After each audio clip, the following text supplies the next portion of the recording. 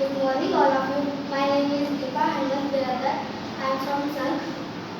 I am studying in 9th standard at Sri Gurubasava Vidyamandir Junior College, Sank.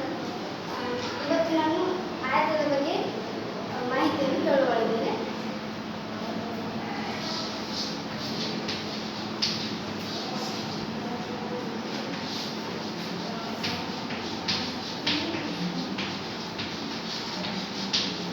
ಆಯತ ಎಂದರೆ ಇಂಗ್ಲಿಷ್ದಾಗ rectangle.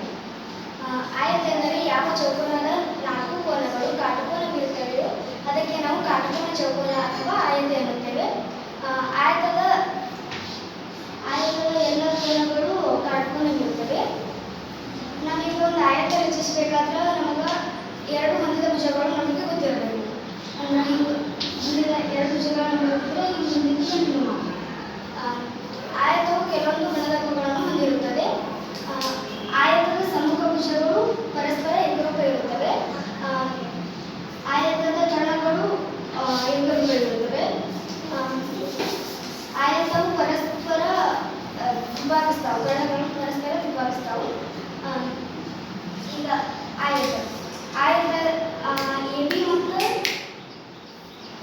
A B ಮತ್ತು D C ಇವು ಪರಸ್ಪರ ಸಮ್ಮುಖ ಭುಜಗಳು ಏಕರೂಪ ಅದಾವು.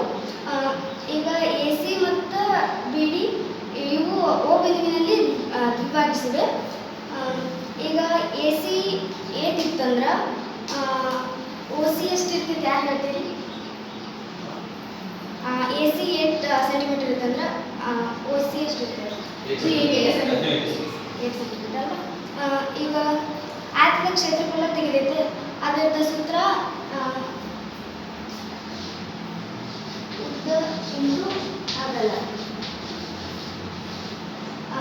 ಈಗ ಆಯತದ ಕ್ಷೇತ್ರಫಲ ತೆಗೆದೈತೆ, ಈಗ ಇದು 8 ಸೆಂಟಿಮೀಟರ್ ಇತ್ತಂದ್ರೆ ಅಗಲ 8 ಸೆಂಟಿಮೀಟರ್ ಅಂದ್ರೆ ಅದ್ರದ್ದು ಆನ್ಸರ್ ಎಷ್ಟು ಬರ್ತೈತಿ?